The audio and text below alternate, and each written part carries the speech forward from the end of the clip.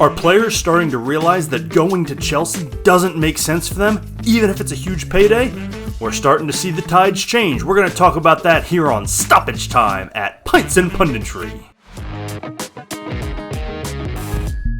Welcome back to Pints and Punditry here at Total FIFA Career Mode, and today we're going to talk about what might be a little bit of a shifting of the guard as a couple of players are starting to snub Chelsea despite what would probably be a lot of money in their pockets if they went. And we're going to talk about why, because it really does make sense. But before we do that, make sure you hit that subscribe button if you don't already follow this channel. Hit the like button while you're at it. Get in that comment section. Tell me if you think I'm right, if I'm wrong, if I've missed something. If you're a Chelsea fan and you don't care, you want these players anyway, hit that comment section for me. And of course, follow us on Twitter at TotalFIFACM. So we've had a couple players lately who Chelsea has gone after, and it has not been very often in the past 18 months that Chelsea has pursued a player and not gotten him. Just ask Liverpool, just ask Brighton, just ask Moises Caicedo, right?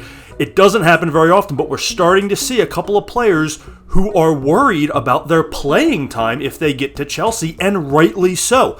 That has been my big issue personally with what Chelsea has done. I do not have a problem with any individual move that Chelsea has made. It is the collective whole of these moves. The fact that they loaded their roster up with so many new signings last January in the winter transfer window that they had to literally build a bigger dressing room. And then they finally clean house this summer only to go ahead and do the same thing. And they're just bringing player after player in, and there isn't enough playing time for all of them. And that's my big issue, is when you have young talent, you must play. And every young, talented player, particularly the upper echelon of young, talented players, need to go to the best club they can possibly go to where they will play. And that's the key variable, is are they going to play there? And players are worried about that at Chelsea, and they should be, because the depth is so strong and there are so many players that it's tough to crack the starting lineup. And that is what has begun to happen.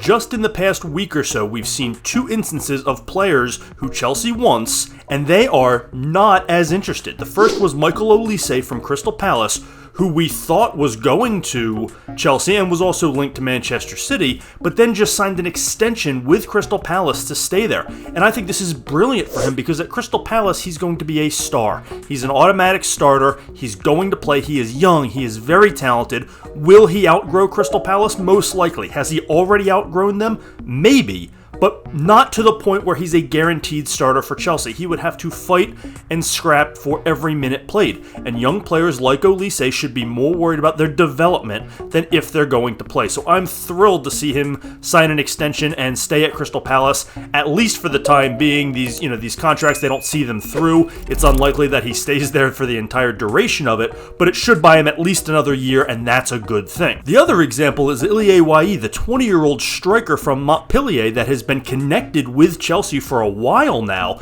They clearly want him. They have struggled to find the striker that they need. They had Christopher Nkunku. He got hurt. Nicholas Jackson is there. He's off to a good start, but they're looking for more depth. They're always looking to add to the pot, and Ilya Wahi does not want to be a part of that mass of people. He has apprehensions about his playing time, and rightly so. And so despite the advances of Chelsea, he is rebuffing them and is not as interested. Now, it helps that he has a number of options on the table. West Ham is coming after him. That could be a great fit. Even though it's a step down, that's a place where he can play, and he can play a lot, and he can play very well.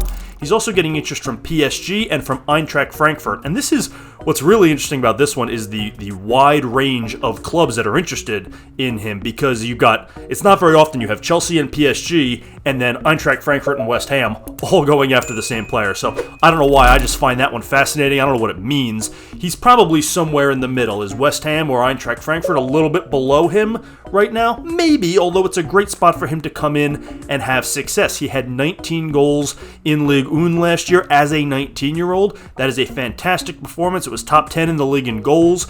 He has probably outgrown Ligue 1. That is not a great league. It is on the way down. It's not even a top 5 league anymore, even though it's still lumped in with the big 5. So he can do better. Going to Eintracht Frankfurt in Germany would be great. Going to West Ham in the Premier League would be excellent. He's ready to challenge himself on Premier League competition. But Chelsea would not guarantee him playing time. He would be at best second on the pecking order at striker, and third once Nkuku comes back. So it's not an ideal place for a guy who wants to play. And at age 20, coming off a great season, playing every game is far and away the most important factor for a player like Ilya. And European football is not nearly as important. We get so bent out of shape with, he gets to play European football. They're in the Champions League. They're in the Europa League.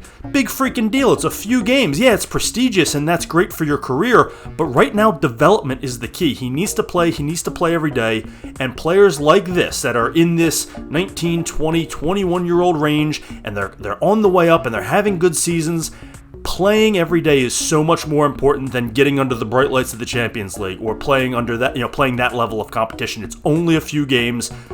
Playing 30 to 40 games in a season is so much more important. So I'm thrilled to see players like this, like Michael Olise, spurn Chelsea. And it's nothing against Chelsea. It's not that I don't want them to have talent, but enough is enough. These guys are not going to play. They're going to be down in the pecking order.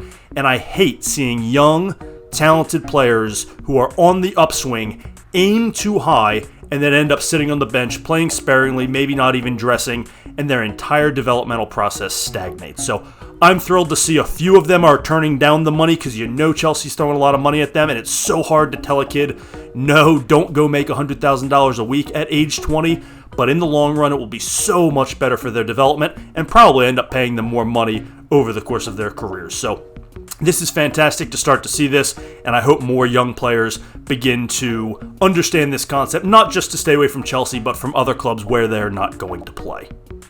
I would love to get your thoughts. Am I off my rocker? Is this right? Is this wrong? Is Chelsea well within their rights to do what they're doing? They are. It doesn't mean I have to like it. But I want to hear your comments below. Please fill up that comment section. You can also interact on Twitter, TotalFIFACM. And of course, if you don't already, please subscribe to the channel and like the video. Thanks as always for joining us here on Pints and Punditry. This is Total FIFA Career Mode.